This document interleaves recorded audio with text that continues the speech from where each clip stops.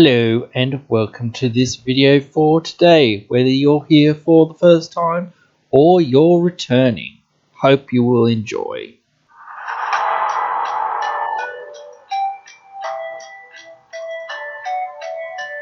Alright, so spoiler season for Modern Horizons 2 has just wrapped up in the last couple of hours or the last day or so.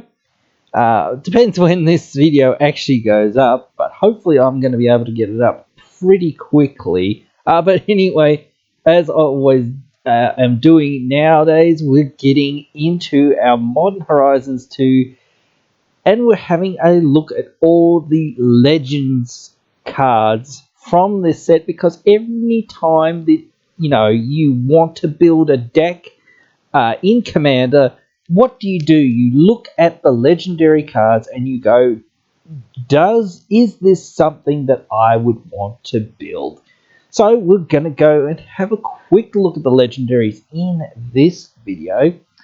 And we're starting out with a very interesting slime, Ave, Predator Ooze. So 2 and 3 green. Legendary creature Ooze. So it's a 2/2 by itself. It's just a 2/2.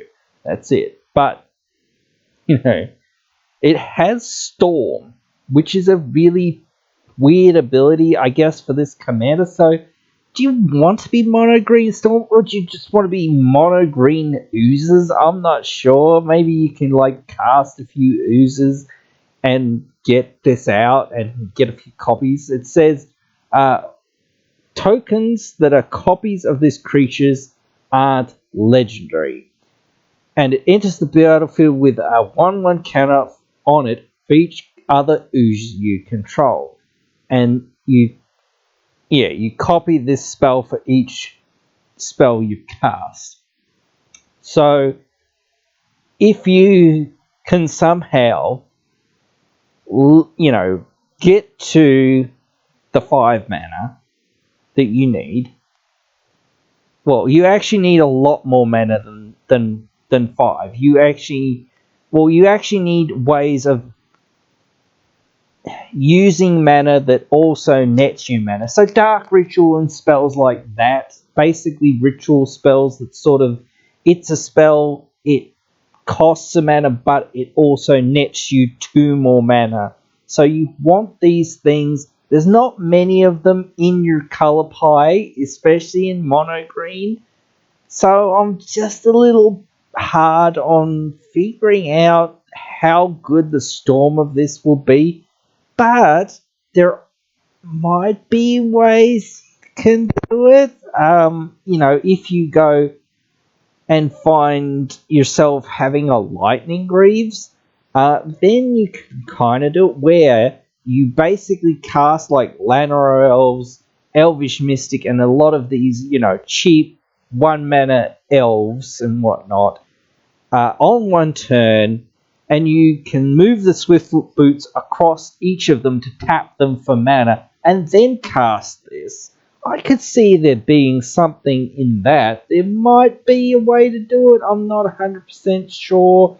But again, it's very hard to see where this can really, fit in that regard. Because it's just a weird color pie to be in, to be like, well, am I really going to Storm with this?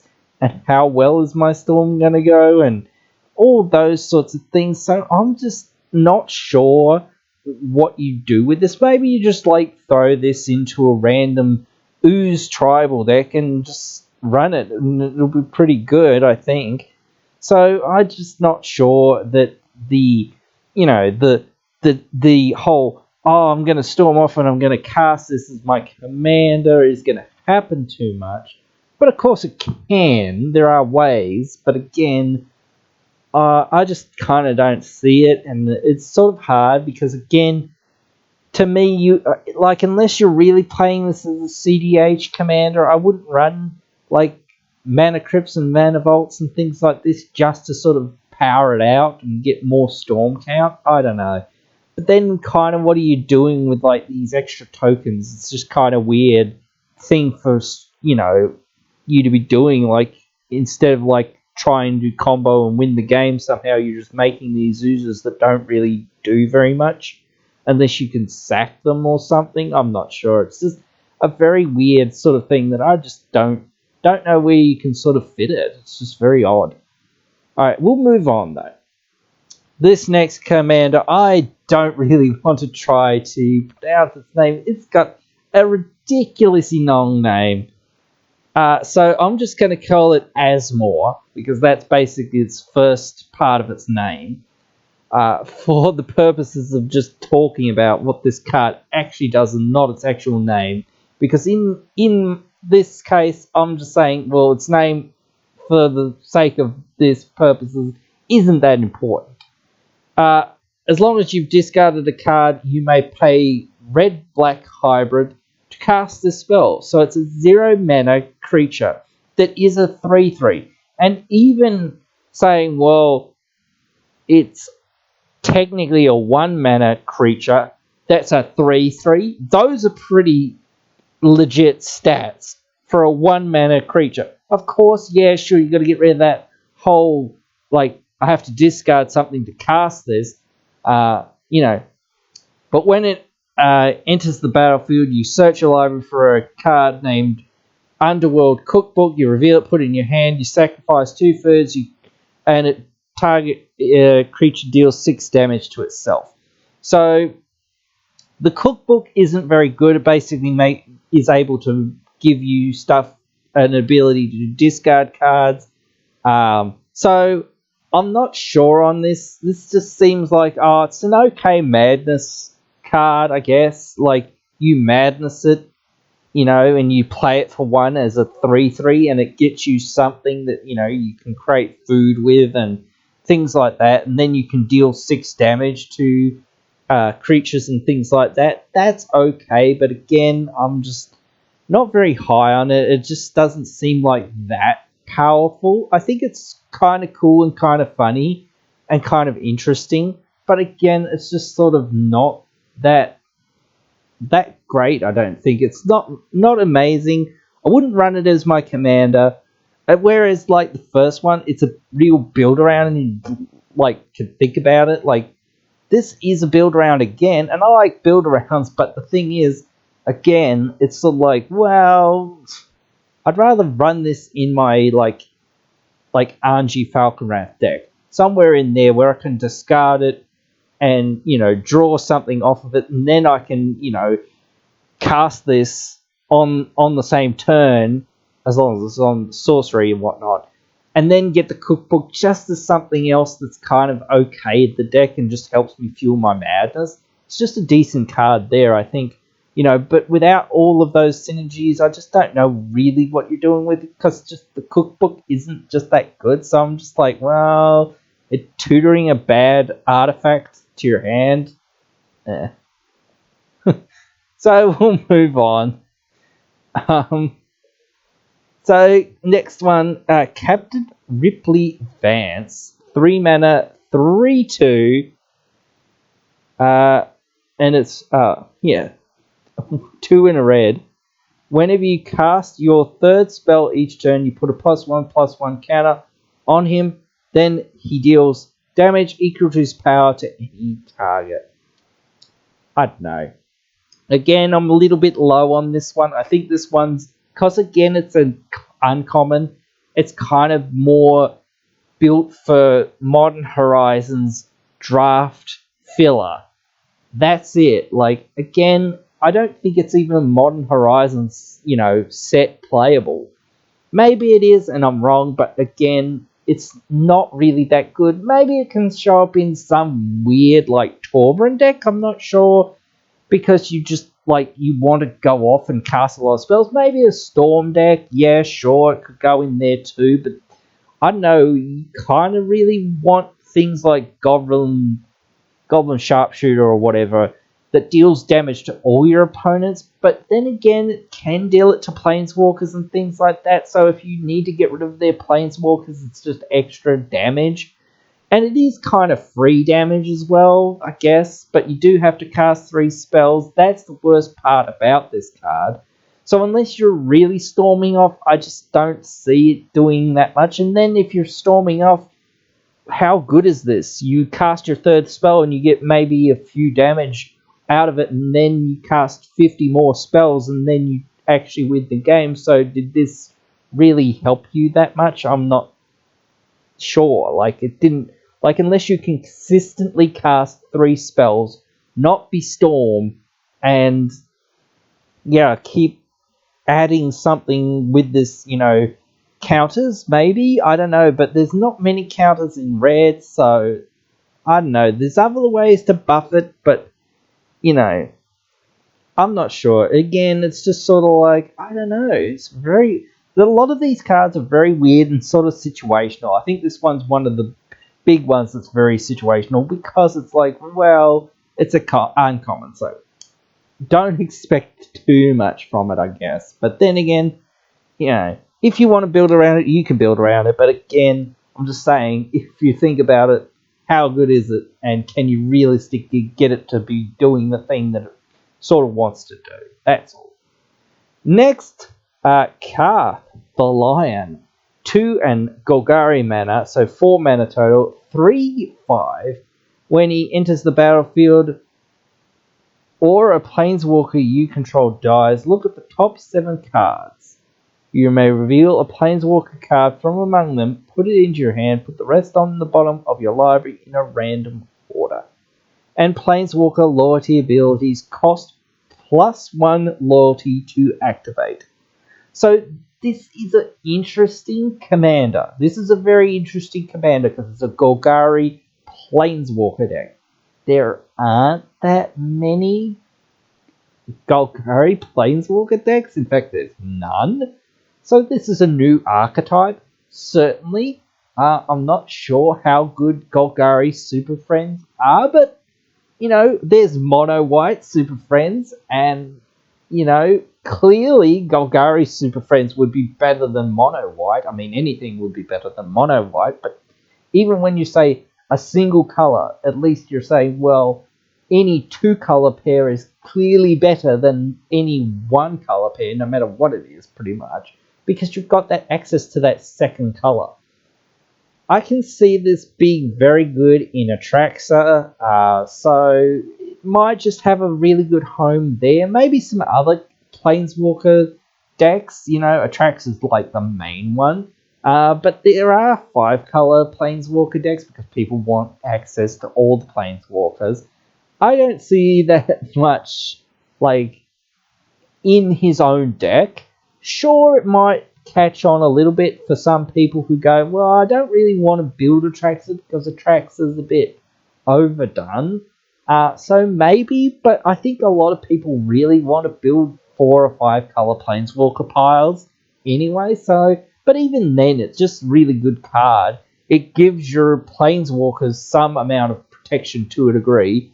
It helps you keep finding Planeswalkers when your Planeswalkers die, and it helps your Planeswalkers stay alive. Suddenly, a -3 becomes a -2, and a +1 becomes a +2. So those are really, really good abilities to have around when you're playing a Planeswalker deck. But it is a non-bow in Planeswalker decks to a degree because it's a creature. So it's one of those things where does it matter that much? And the thing is, with a lot of those Planeswalker decks, basically, for the most part, you want to get like Doubling Season or Vorinclex or these other cards out that basically double the number of counters on those permanents so that you can ult them straight away and just get insane value and basically win the game on the spot. So I'm not sure that it's actually that good in a way, but it is really quite good and good value, and I think it should see some play at least. So I definitely think it's worth having a really good look at if you're in one of those decks, or if you want to build one of those style of decks. Oh, here we go. This one is my boy, Chatta Fang Squirrel General. I can't help but smile and laugh because this is the commander that I'm going to be personally building when this set comes out. And in fact, I looked at this card and I kept looking at it, and actually, I even think that this card can see play in token decks, at least as long as you're in Golgari plus colors. But Chatta, 2 and a green, so 3 mana total for a 3/3 with Forest Walk. He's a legendary Squirrel Boy. Don't let anyone make you forget that he is also a warrior. I don't know how relevant that is, but that is there. If one or more tokens would be placed under your control, those tokens plus that many 1/1 squirrel creature tokens are created instead. And then you can pay a black to sacrifice X squirrels, and target creature gets plus X, minus X until end of turn. So you can fling your squirrels to kill something. You can sort of help somebody kill somebody and get rid of their creature at the same time or whatnot, things like that. So it can really work really well. So those things are good to a degree, but I don't think you really want to sack your squirrels unless it's one of the last things that you can do because there's a board wipe coming or whatnot, things like that. Just okay. But again, it only targets creatures, and if a board wipe's happening, unless they're somehow protecting their creature or their creature's indestructible, that ability's not that relevant. But the, parallel lives effect that's on this creature is ridiculously good, ridiculously strong. Even if, yeah, sure, you don't actually get, like if I have Rampaging Baloffs and I make a 4/4 beast, I don't get another beast, but I get a squirrel, and getting something for free, even though it's a 1/1 squirrel, is really good. Of course, it's really good in Squirrel Tribal, and that's the deck that I want to build. Unfortunately, I think a lot of people are going to build this deck as well, so it's going to be really popular because I think a lot of people have wanted to play this tribe but haven't had the guts or the whatever to to play silver bordered squirrels, whereas I have or whatnot, and some other people have as well. But again, like, this is a really good card. If you have, again, a token deck that's in, green and black, I think you just throw this card in here because it's a parallel lives style effect, and parallel lives is like 40, 50 something bucks. Again, this card might get, up to that sort of level of price because it does something very similar. Yeah, sure, you're only getting 1/1 squirrels. You're not getting the same thing of what you're creating a token of. But even so, just getting that free extra value, like, look at this. If I have Firelaf World Sculptor or the new Wolverine Riders or whatever, any of those creatures that make a token creature every single turn, or Avenger of Zendikar, whatever. These sorts of things that make tokens very easily and very quickly and just basically for free. So if I have Wolverine Riders stroke whatnot, those cards, I pass my turn. I haven't really done anything. I've just spent my mana and played my cards. I have no tokens at all. I have these cards on the field, but that's it. Goes to their turn. I immediately get a elf or a sapling or whatever. Plus, I get a squirrel. So I've just made 2 bodies without spending any mana. Next turn, same thing. 2 more bodies for nothing. Third turn, 2 more bodies for nothing. My turn, 2 more bodies for nothing. I can attack with 3 of these creatures, and I've got 6 power on the battlefield without even doing anything. And it's, again, that's sort of magical Christmas land, I know, but again, just like those little synergies, and then you go, well, if I play Avenger of Zendikar and I make, 7, 8, 9, 10, 20, whatever plants, I also get 20 squirrels. Getting 40-something power on the battlefield is just pretty good. So I would certainly think about it if you're in, one of those color pie areas that has green and black, so it's really good. Again, sure, you're not going to use the sacrifice squirrels part as much, but still nice to have that ability because it is useful at times. So I can definitely see it being played in its own deck and in lots of other decks that contain its colors. Next one up. Oh boy. A 5-color legendary creature, Gareth the One Eye, a 5/5 for 5. He's a human wizard. So you tap him. You choose a card that hasn't been chosen from among Disenchant, Brain Geyser, Terror, Shivan Dragon, Regrowth, and Black Lotus. You keep a copy of that card. You may cast the copy without paying its mana cost. But you still have to pay its cost rather. Sorry, that bit. But like Black Lotus is 0 mana, so of course you don't have to pay its cost because it's 0 mana. But I've seen so many like posts and decks and whatnot that have all gone, okay, how can we break this card and make infinite Black Lotuses? And there are certainly ways to do it. So what you do, for the most part, with this, is you try to get infinite mana by making an infinite Black Lotuses. By tapping him, well, he has to have haste, first off, because you really need to do it as soon as possible before anyone can get rid of him.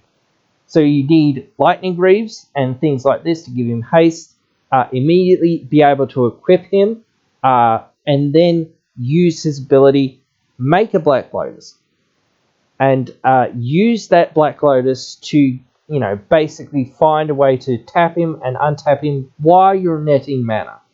And there's a card that is, what's it called? Not Paradox Haze, whatever it's called. The aura that goes on a creature and you untap it for 1 mana and you can tap it for a blue mana. That one. I can't remember its name. So you tap Black Lotus for 3 mana. You use one of the blue manas that you made with the Black Lotus because you tap it for blue, and you untap Gareth. So now you've got 2 mana in your mana pool. Then you can tap him and make another Black Lotus. Oh, well, you can't make a Black Lotus. You've actually got to flicker him.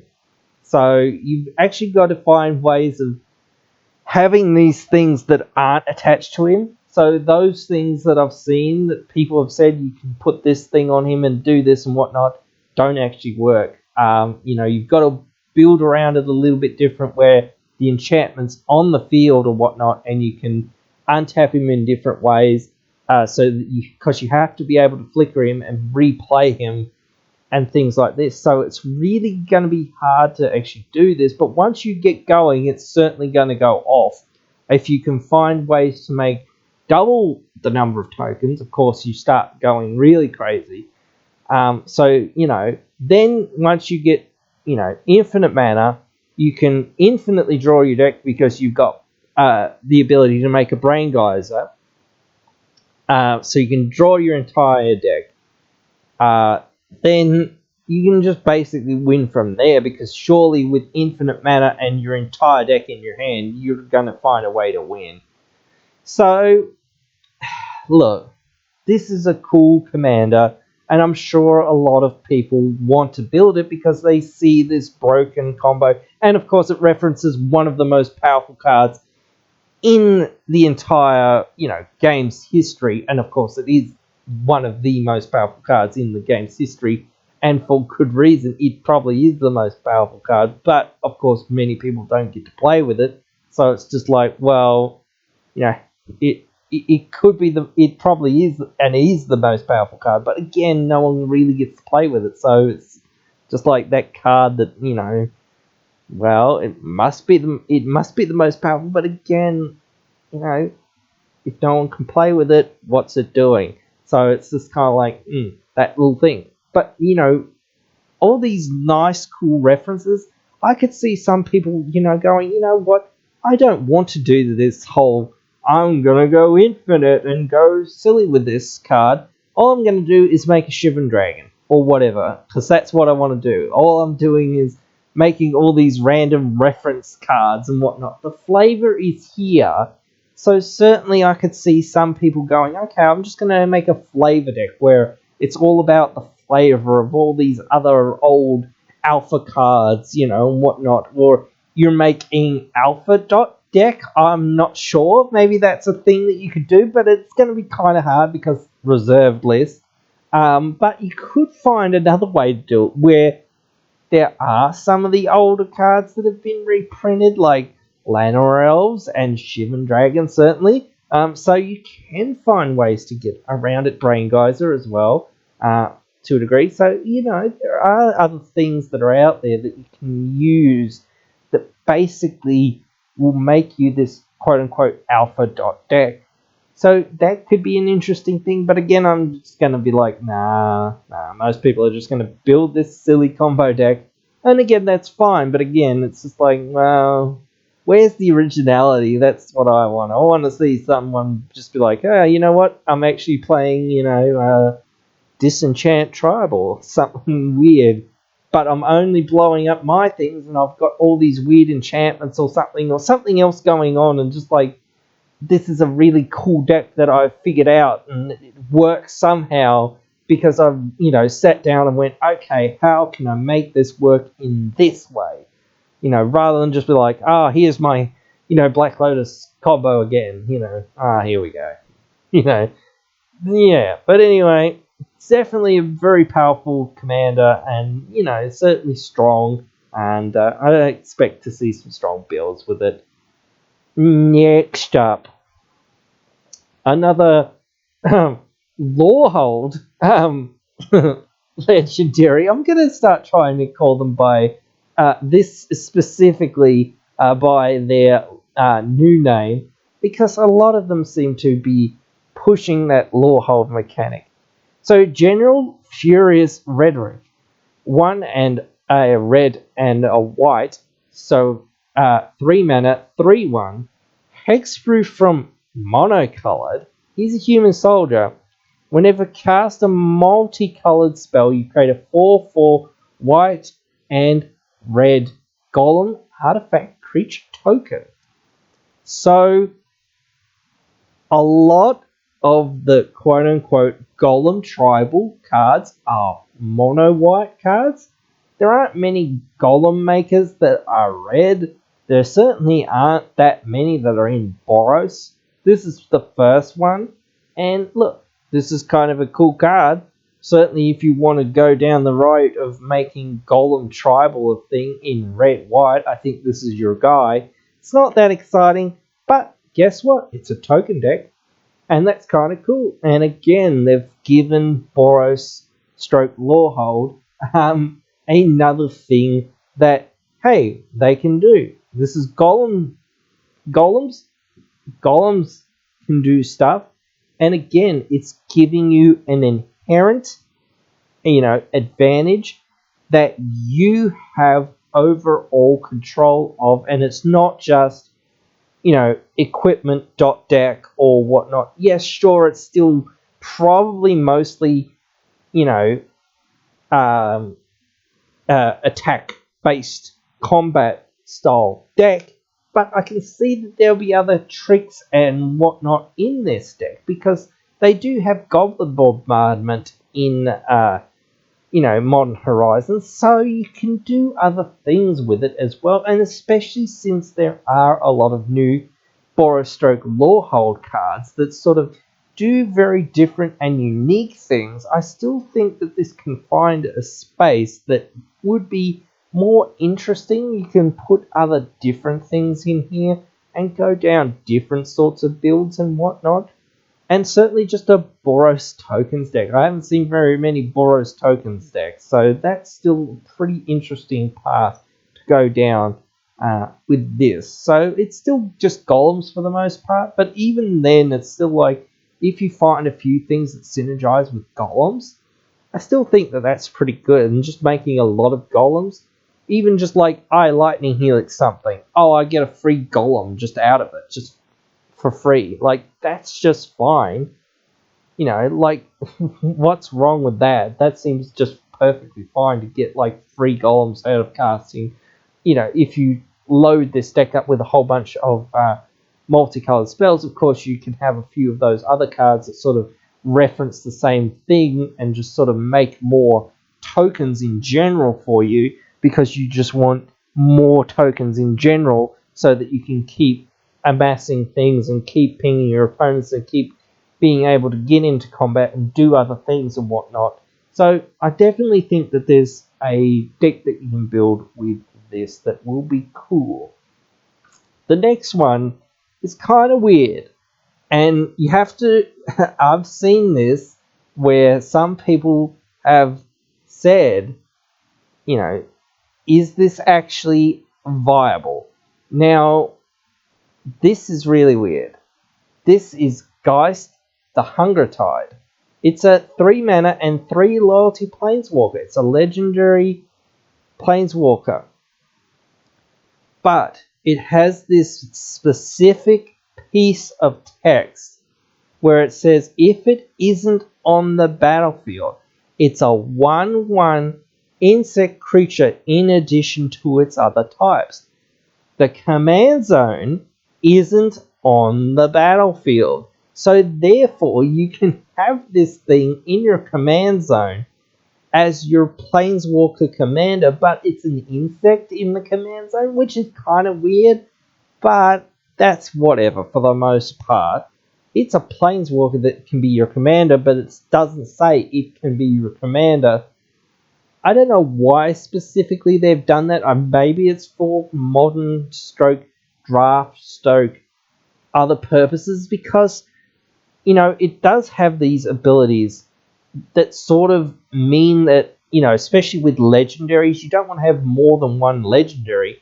If you get rid of other copies of this, then it's counts for its own abilities, kind of sort of thing. But anyway, tick up for 1.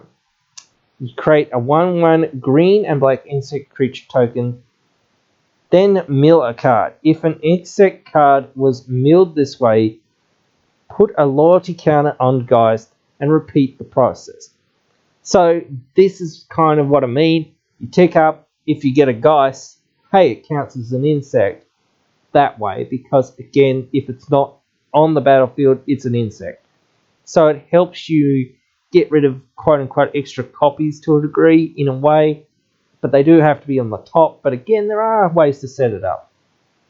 Neg 2. Sacrifice a creature when you destroy a target creature or planeswalker. So, you know, that's not that exciting, but again, you know, this is sort of built for more modern, I guess, and that's why it's also 3 mana. It's meant for modern purposes. So it is like, not D-Spark, whatever the card is, Spark Harvest, where you pay a mana, you sacrifice a thing, and you can kill a target creature. But this also says that you can kill a planeswalker, and it is a 3 mana spell that kills a planeswalker. So it's kind of Hero's Downfall, but it's on a planeswalker itself. So if it lives, maybe you can get extra value out of it. So, you know, that's there.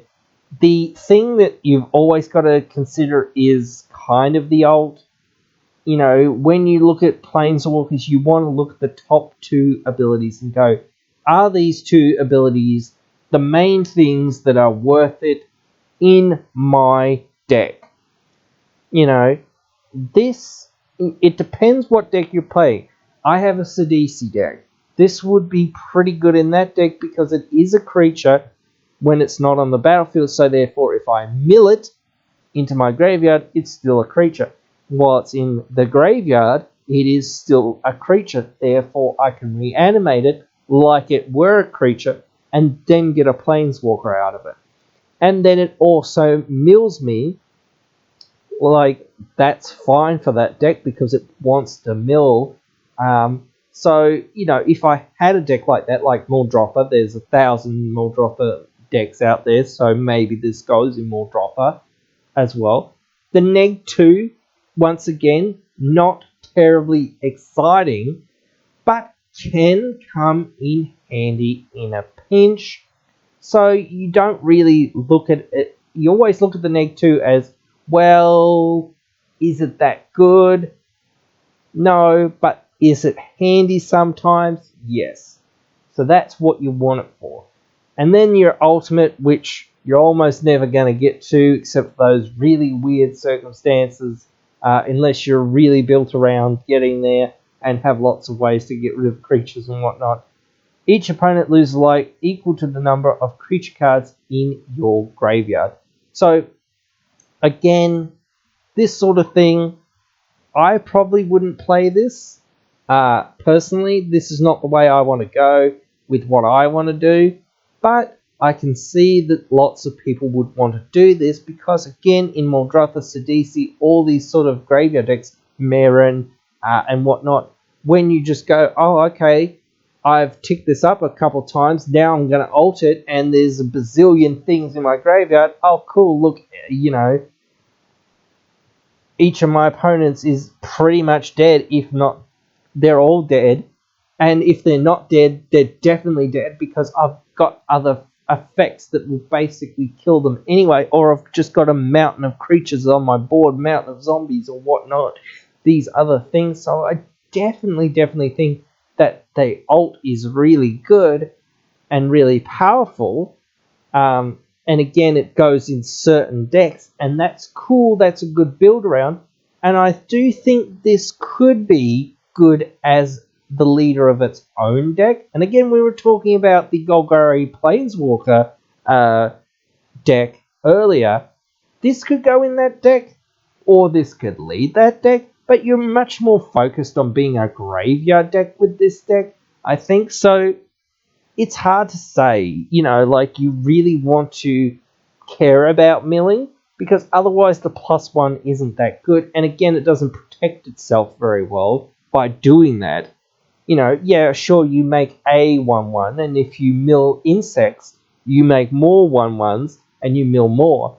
But again, yeah, unless you're really insect heavy, I wouldn't think about it that much.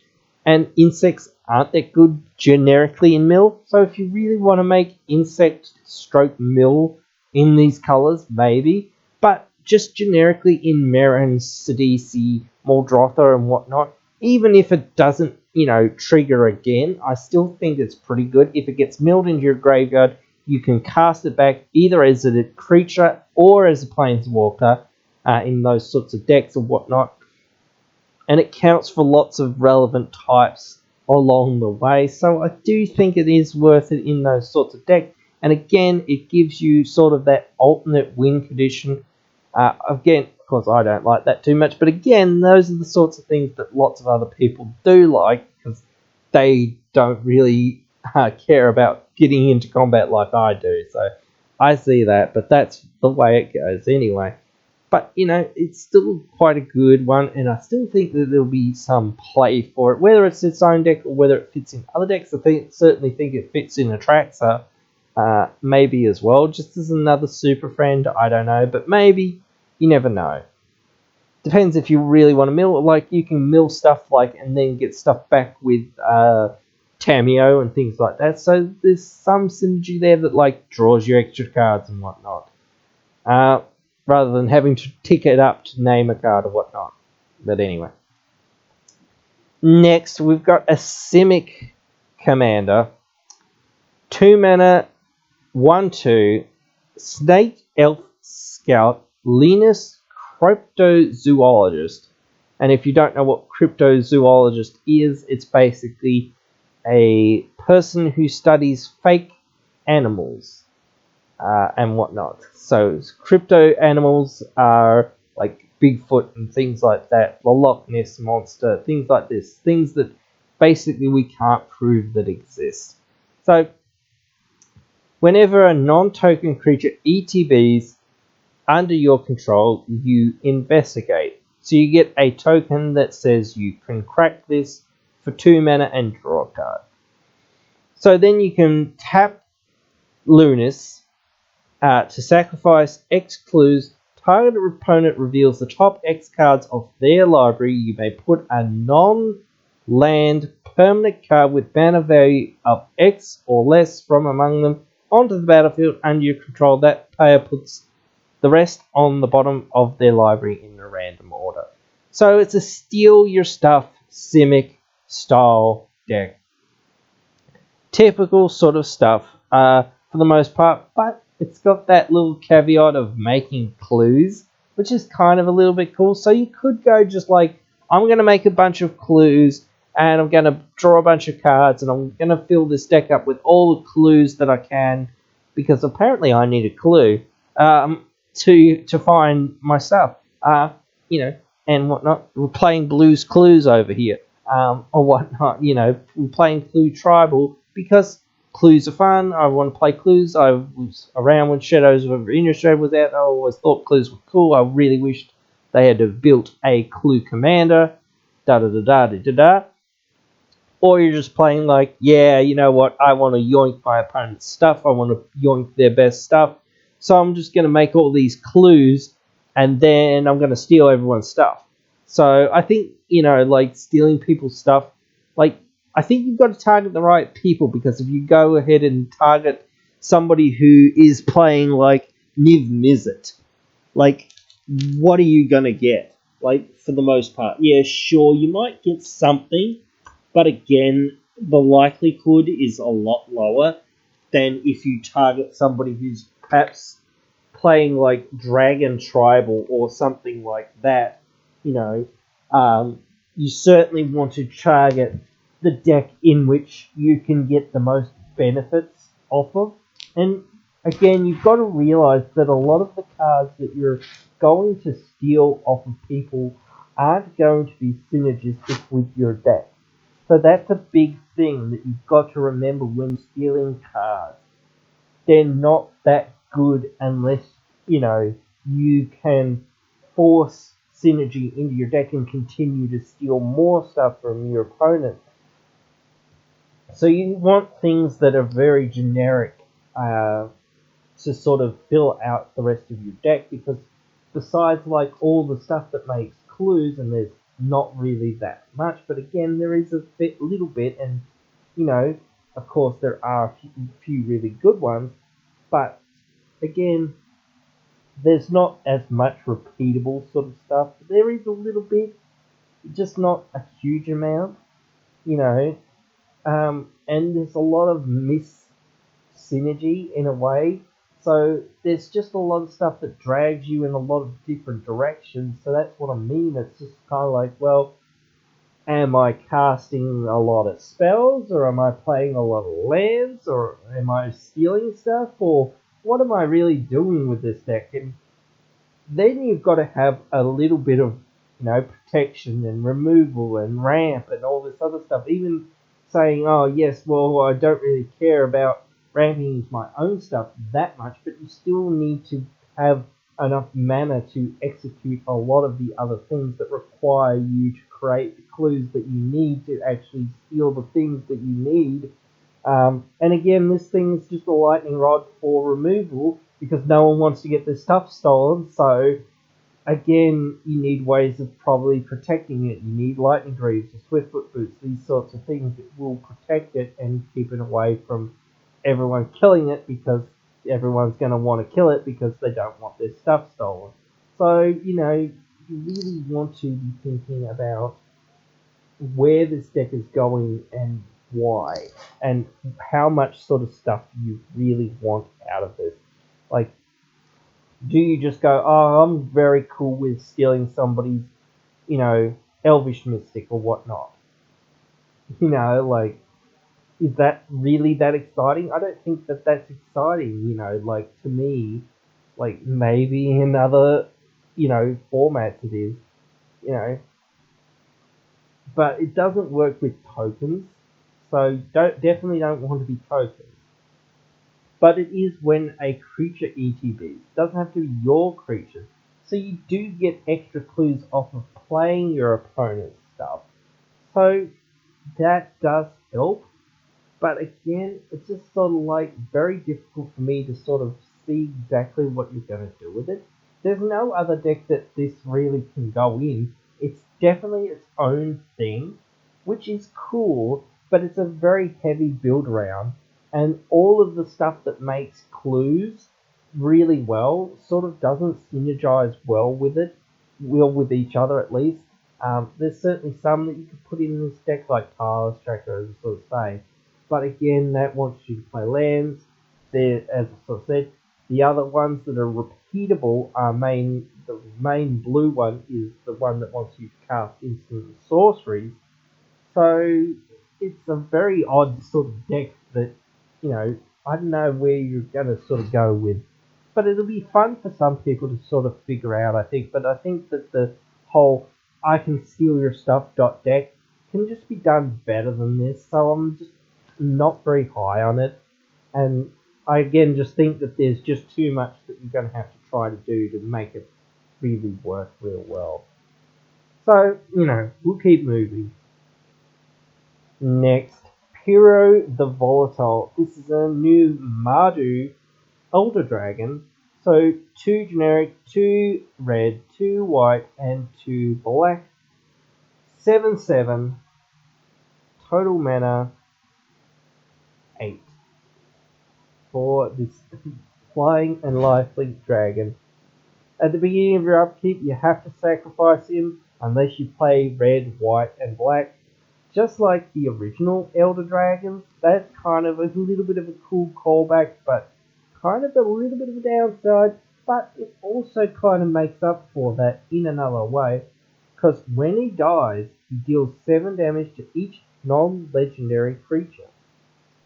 So I can see that everyone's going to want to throw this in their 5-color Dragons deck, because it's a really good dragon, and dragons are a popular tribe.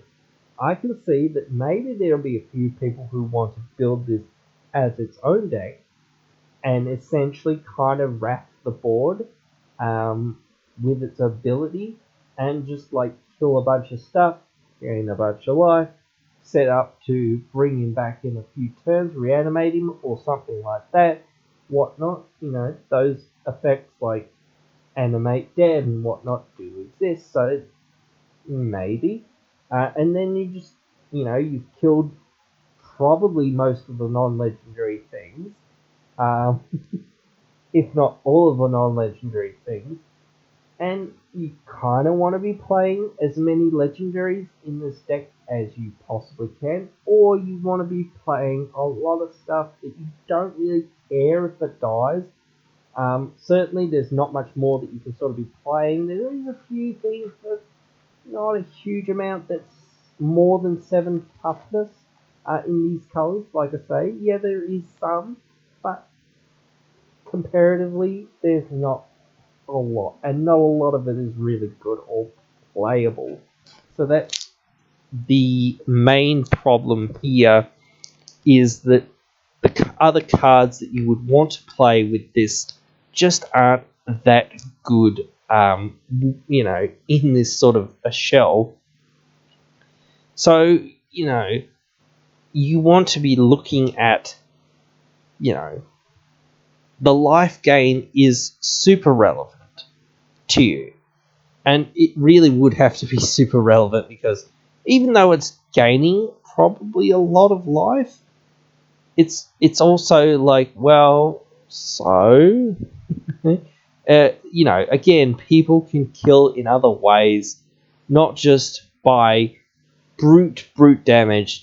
Commander damage is a thing. People go infinite all the time. People always say that as well. Like, combat damage isn't relevant, life totals aren't relevant, blah blah blah, this sort of thing. And I get that. That is true to a very large extent. But again, it's not completely irrelevant, but you just need to remember, yes, I actually need to care quite a bit about this life gain, or need to be able to do something with this life gain. But black and white certainly are the colours for you to do those sorts of things.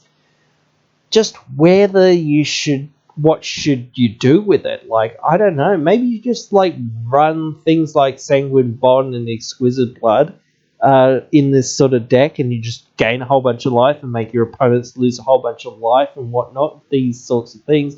And if you ever get the 2 cards out, it's just like, well, everyone's obviously dead because, you go infinite.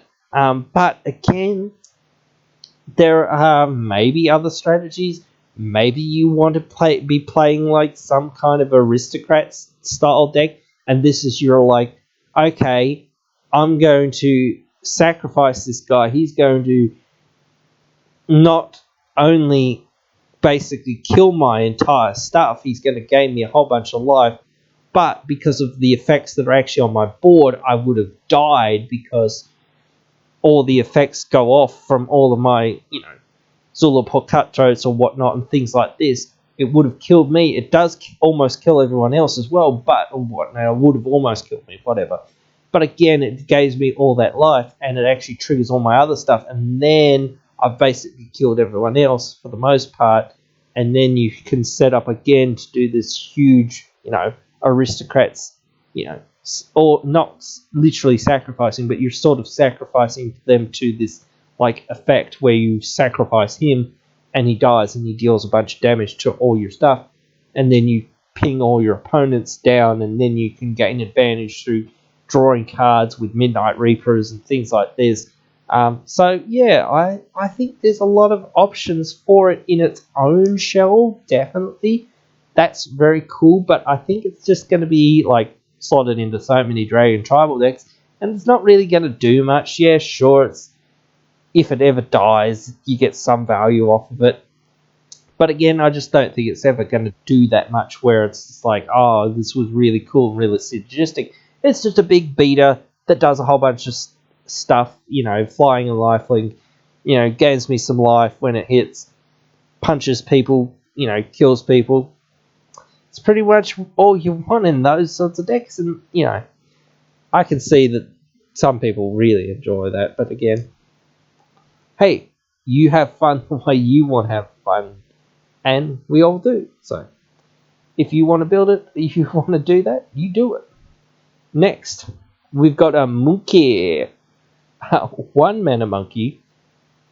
Ragaman Nimble Pilferer 2/1. Whenever he deals combat damage to a player, you create a treasure token. Exile the top card of that player's library. Until end of turn, you may cast that card, and he has dash for 1 and a red. So dash is he gains haste, but you have to return him to your hand at the beginning of the next end step. So it's a very aggro sort of card. And I'm like, well, is this... what would you do with this? Because you're stealing your opponent's... well, you have the ability, quote-unquote, to steal your opponent's stuff. Unless you get something that's cheap enough off of the top, I don't think that you're going to be able to cast it. So I'm kind of on, well, is this quote-unquote mill commander, or is there another way that you could take advantage of having your opponent's cards in exile that's in red? And that's kind of where it's hard to sort of go, yes. I mean, of course, you can live the dream and hope you top deck or hit their soul ring or whatnot. Things like that. Yeah, sure. And eventually, if you start stacking these treasures up, maybe you don't really care that you're exiling their stuff. Eventually, maybe you get enough treasures to cast something. But again, you've got to have really good ways of getting this guy through. He's not very big. He's not very evasive. So those are the things that you'd have to think about, like as a commander. So, there are certainly ways to do it. But I don't know whether this is a Voltron deck. Maybe. But it's sort of hard to go, yes, this is a Voltron deck. This is what you do with it. But is it a value deck, or is this just like a weird sort of like ramp spell where you're trying to use it to get other things out and get ahead of the game. I don't know. This card, I think, mostly was designed for modern in mind. But then you go, okay, well, it's a legend.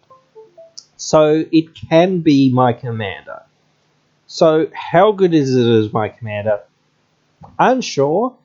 If you get it out on turn 1, certainly it's pretty good, and you can maybe steal something next turn. But then does it just get stonewalled as the game goes on? And again, that's why I said you need lots of ways to get it through. And are you really stealing your opponent's stuff, or are you just using this to be like, oh, I get the ramp and maybe I'll get a card eventually one of these days? Maybe you will, but again, it's very inconsistent, which is kind of a red thing, very inconsistent in a way, chaosy.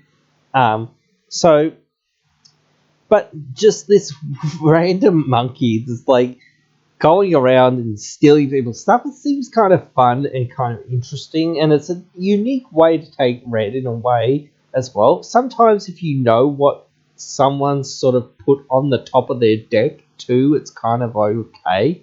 Or if somebody tutors something to the top of their deck and you just go, you know what, I'm just going to steal it. I don't know what it is, but I'm just going to steal it anyway because I can, Or I don't care what it is because I want to try to steal it because, I might as well. I don't want them to have it, or I'd rather, get rid of it. That's a way of removing it, kind of. So maybe, but I think this is more of a 99 card.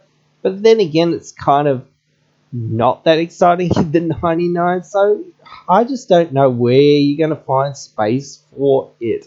It's very hard to say, so it's just interesting to think about, but I don't think it's going to see that much out there. Next, Sivan of Sea and Sky, 3 mana, 3/4. It has indestructible as long as you control 2 other merfolk. Whenever it attacks, we draw a card. So that's pretty good. And other merfolk have ward 1, so it's harder to target our other merfolk. So it does protect our other merfolk.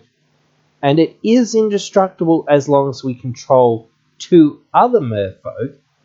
So is this just the new merfolk mono blue commander? I'm not sure. I mean, there are quite a few merfolk, and I don't really think they've ever had a real, mono blue merfolk tribal commander. This is a very cheap commander at 3 mana. It has some decent stats. When it attacks, you draw. It's indestructible, so it's not, for the most part, it's going to have indestructible. So it's not going to die in combat very easily. It's going to be difficult for people to remove, and it's going to be difficult for people to remove your other, or more difficult than normal than for other people to remove your other merfolk. So again, it's going to sit out there for a while. And again, if somebody board wipes, you might lose the other 2 merfolk, but at least this is indestructible, so you keep your commander. You can get back in there for the card advantage or to restock on cards and whatnot so that you can, do stuff and get back in the game after wraths and whatnot. So definitely could see a bit of play as a commander. I think it might go in the 99 of some other decks as well, but I could see it. There is the possibility. Certainly almost most of the merfolk are either blue. There are a few green ones and there are a few white ones, so maybe there'll be a Bant merfolk one of these days that sort of helps merfolk quite a bit and actually is their real tribal commander. So, but again, it's just a fine card that I think, some people might go, finally, my merfolk can do their merfolky things. And again, that's cool. And that's kind of the same with squirrels. That's where I was at, again, I just wanted my squirrels to do their squirrely thing, and people want to do their merfolky thing with this. So if this is your jam, and I'm sure it is for some people, Tolerian Community College, but again, the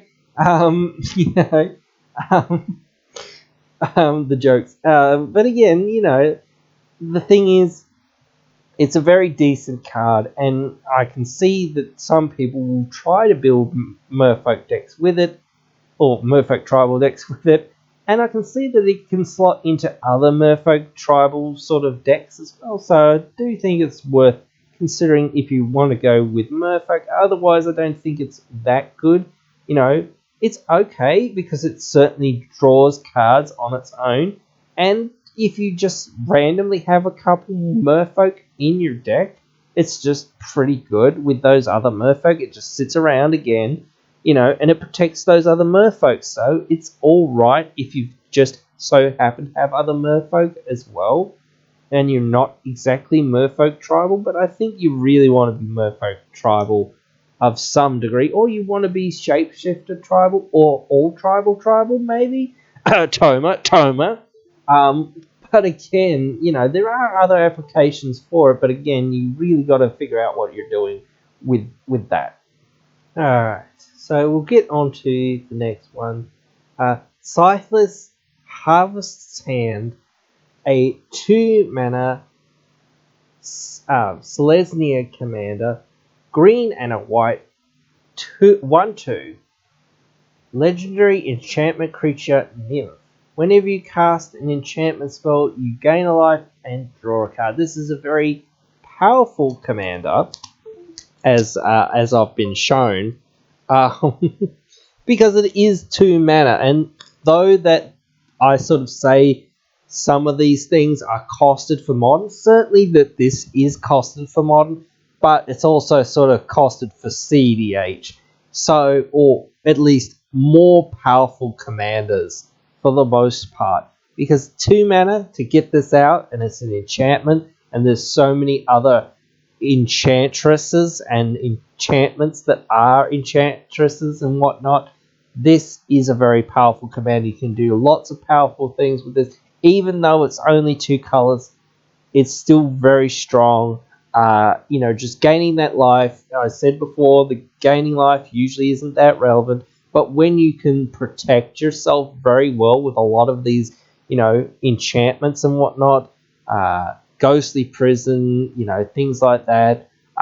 You just sort of sit behind your wall and again just do a whole bunch of drawing your cards, and then you find you find your combos and your finishers or your things to win the game, or you just make an army of tokens and then you just sort of kill people with all of your stuff eventually some way. It's very strong. This is a very good commander. I can see this, as I've said, being the face of its own deck. I can see it going into other enchantment decks, but I think there's only so many of those. Blue it does offer a little bit, but not that much. Again, green and white really have all the enchantresses anyway, so why do you need anything else? You've got the ramp of green, you've got the removal of white, so I just don't see that you need much else really in this deck. This deck is a very good functioning deck, and the only thing that sort of stops it, and it doesn't really even stop it very well, is destroy all enchantments. And even then, again, they've got things to recur all their enchantments, Starfield of Nyx, replenish, things like this. It's very, very strong.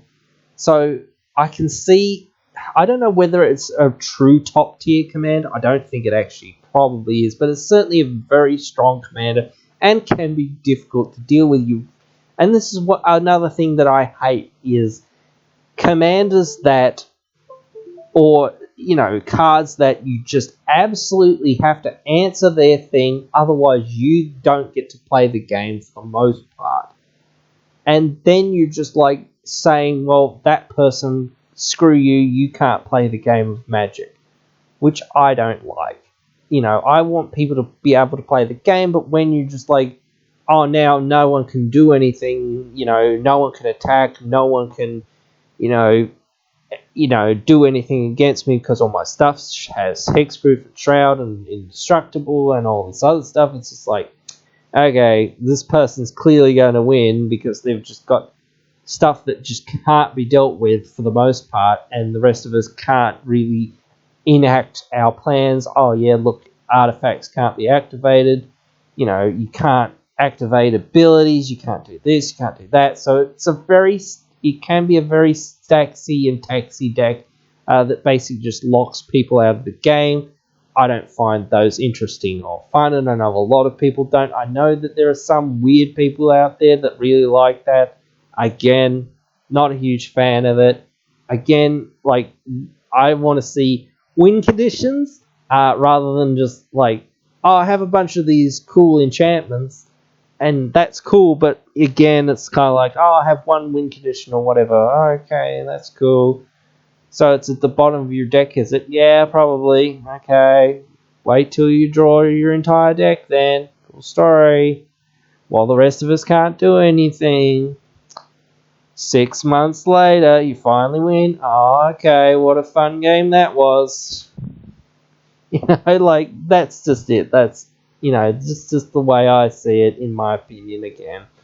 But again, certainly there are other ways to play it, and again, just building it towards, like, I'm going to make a lot of tokens and then I'm going to punch people with a lot of tokens. Seems like a fun thing for me to do, but again, that's my way of wanting to do things. I want people to be like, oh, okay, we can do things and we can play the game and we can beat this deck or whatnot. We can't just, we'll shut down and we can't do squat and life's miserable and pain. And it's going to take 6 months for me to untap my island or whatever, untap my 5 lands or whatever, because this person's playing all the stacks pieces and whatnot. But anyway, move on. Something a bit more weird.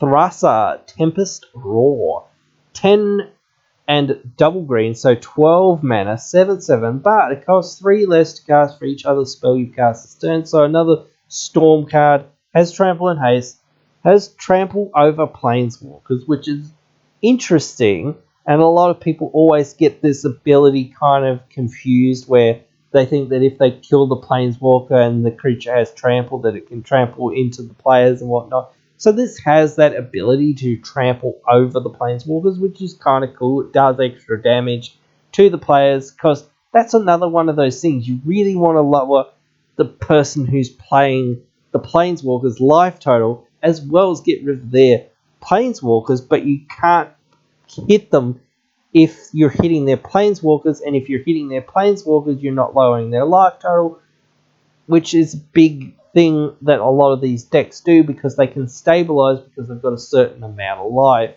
and can utilize those few turns that you haven't been able to attack them to regain advantage and whatnot. And you've got to kill the planeswalkers, so they just gain them, well, they sort of gain them so much life, but they just gain them that time that they need to set up and finally find their ways to win. When it has hexproof as long as it entered the battlefield this turn. So, I think a lot of these things are put into this card, again, for modern purposes. Again, it's sort of a storm payoff card. It has trample haste when you cast it, and then it has hexproof as well.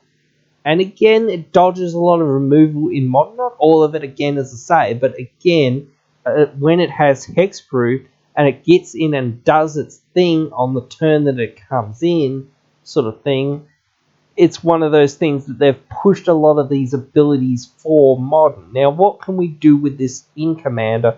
As a Commander, again, same problem kind of with the ooze. You've got to be playing Storm of some sort of description, or you've got to be playing a lot of Llanowar Elves, Elvish Mystics, whatnot, this sort of thing. And you've again got to probably have Lightning Greaves, Swiftfoot Boots, so that you can tap your Elves and whatnot to help pay for this thing, help get it out when you want to get it out. Trample, Haste, Hexproof for that first turn. Those aren't too bad, but is this a Voltron commander? That's where I'm kind of like, well, is this a Voltron commander, or what are you doing with this commander? Or is this just like the card you put in the 99 to be like the Planeswalker killer plus, it tramples into players? I don't know, it's too big, really. And again, how many more spells are you going to cast? Or are you going to have in your hand?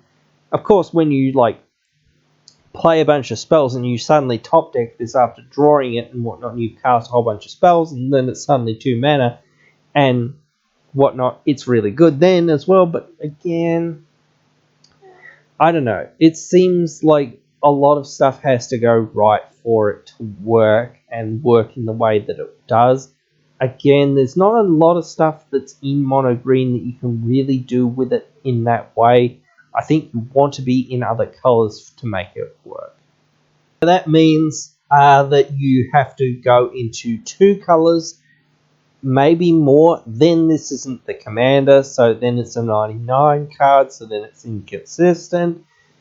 So is it just not as good as what some of the other Storm payoffs are? And again, it isn't. That's what I mean when you sort of go, well, there's not really enough in these colours for me to do what I want to do. I have to go into another colour or other colours.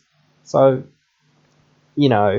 and then this isn't the commander, or it's not consistent, and I can just do better other things. So I'm just not high on this for our format. But again, there are weird decks that people try to build and brew and whatnot.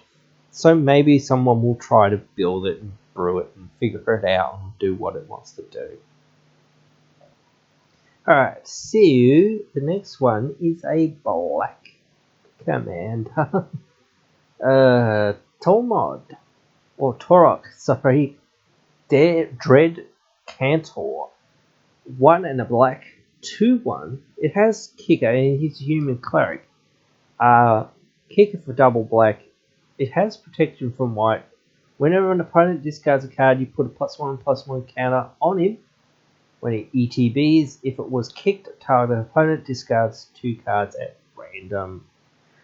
So it does work with itself to a degree, which is good. Again, this is another card to a degree. It's built for modern. It's built to be a discard deck commander. There's a few discard deck commanders. We know what they do. They're not very exciting. They're not very interesting. They basically say, this is now a resource denial game, and everyone has to top deck an answer to this thing, otherwise you don't get to play the game in a normal sense, and you've got to kill this every turn so that you can actually play the game, and the person who's playing this can't play the game, because otherwise the rest of the people at the table can't play the game. This is a card, again, I don't like these cards that you must answer. Again, maybe this is a CDH style commander, but I don't see much other in it. Maybe it goes in the Tergrid deck, maybe it goes into Tiny Bones, a few other decks like that, a few horrible decks. Maybe it makes its own deck, don't know. There's a lot of red-black stuff that's in these colours that does a lot of this sort of makes you discard stuff. At least he does get big, but even then it's kind of like, well, are you going to Voltron people with this, or are you just going to try to make people suffer? And I think this is just, I'm going to make people suffer deck. So you don't care about ending the game and that's what, again, people want. People want to be like, so have you won yet? Can we get on with our lives and not have to deal with your dumb bullshit over there? So that's where this is at.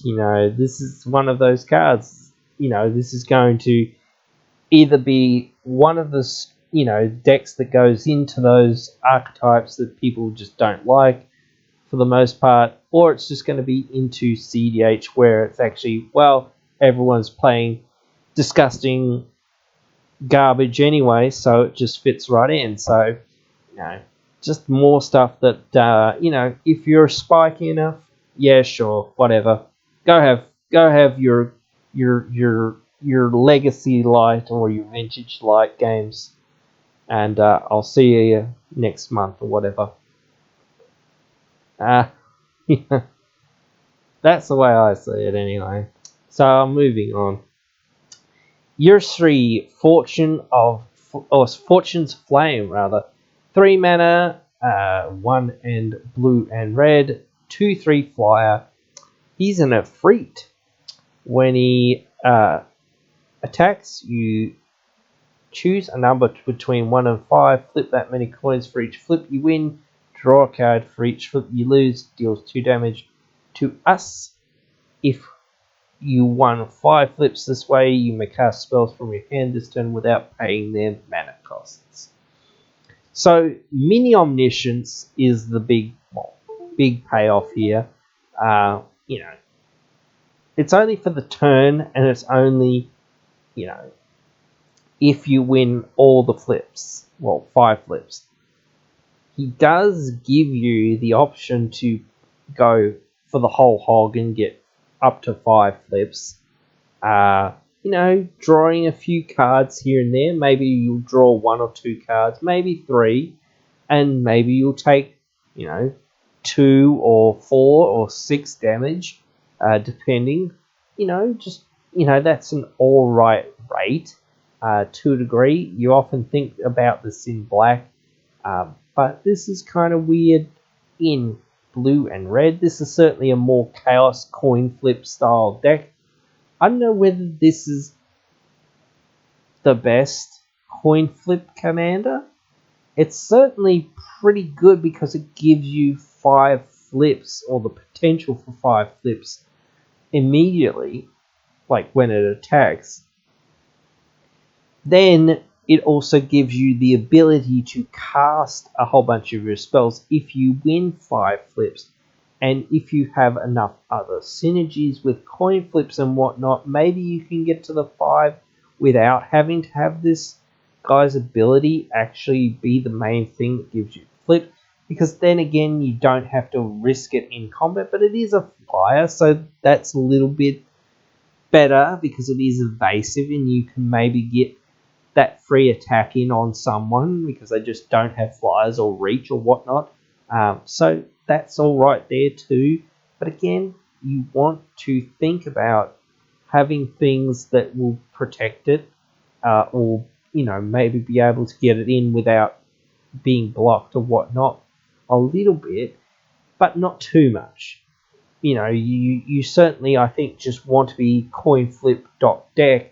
So you just want other effects that trigger you to get coin flips, and then hopefully you can get to 5, wins, and then get omniscience for the turn and just cast the rest of your spells. But since the rest of your spells are like coin flip cards for the most point, what are you going to do with them all? Because then you're going to be flipping a whole bunch of coins and you're not going to get omniscience. So, I don't know. You'll draw more cards and you can play more cards this turn. So, is this just a storm, coin flip commander? Crack the Thumbless is out there and he's a storm coin flip commander, or basically coin flip commander. And there's Crack's Thumb and all these other things that deal with coin counters and whatnot. So I definitely see this as a, coin flip, storm style deck. You really want to cast this out, be able to win the game with drawing your entire deck eventually, winning in some way, and, like Thassa's Oracle, whatever, because you can do that pretty easily, I'm sure.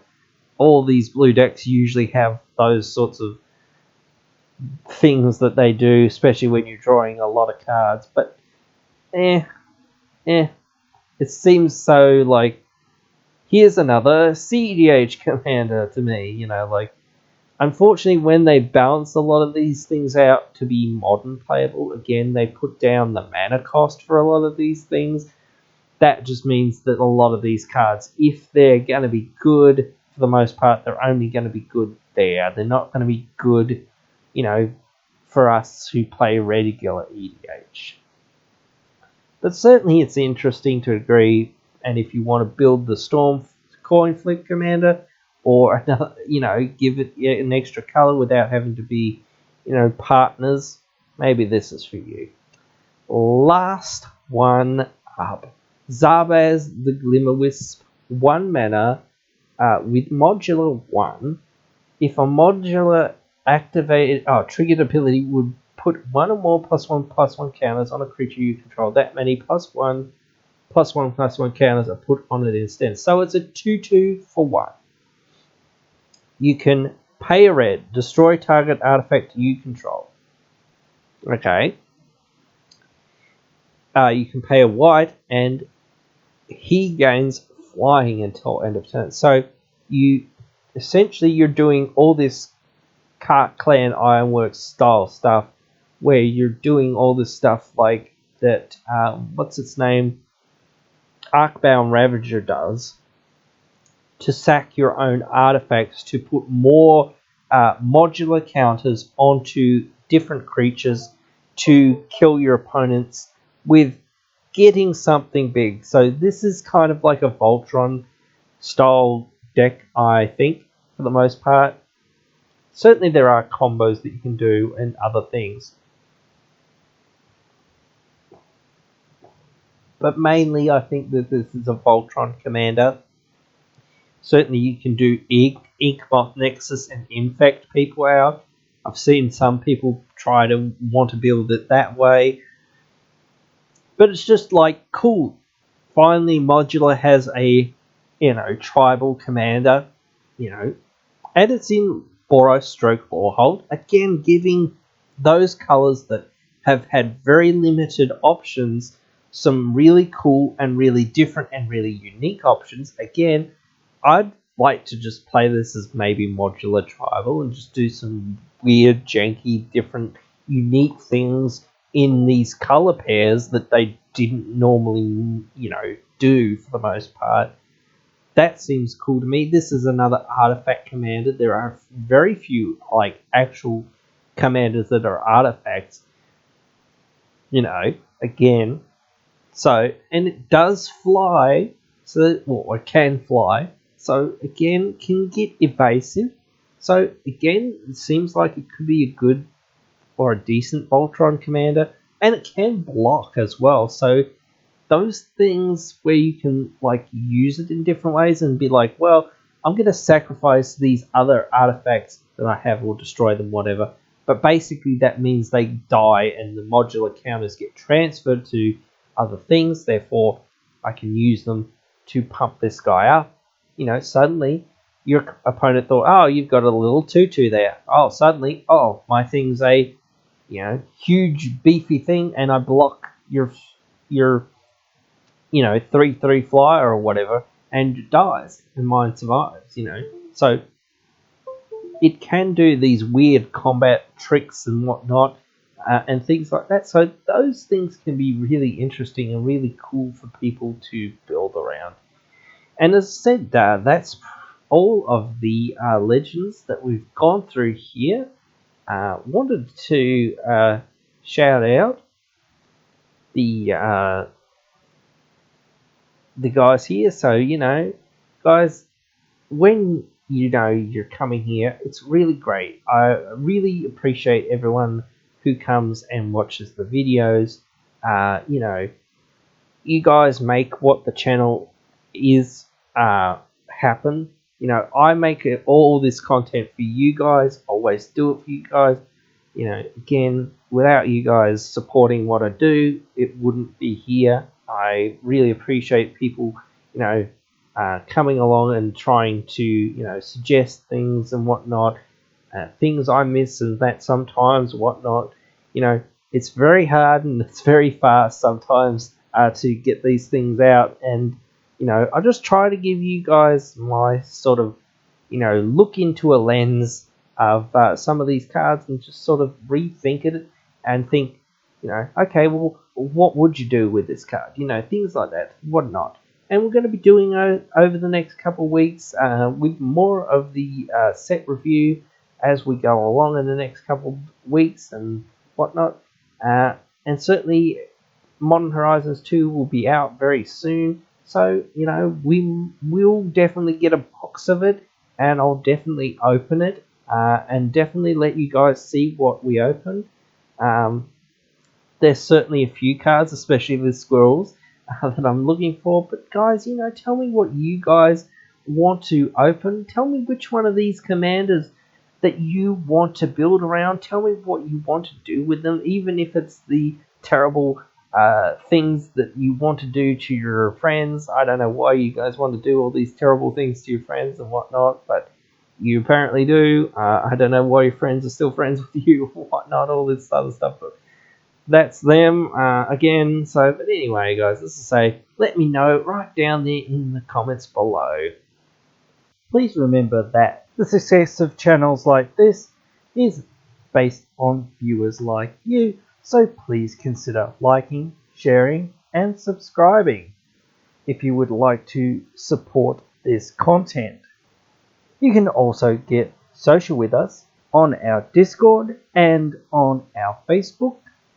If you would like to further support the channel, you can go onto our Patreon. All links are in the description. Thank you for your support. It really means a lot. I hope you have enjoyed this video here today. And if you have, I hope you will come back for another one. See you then.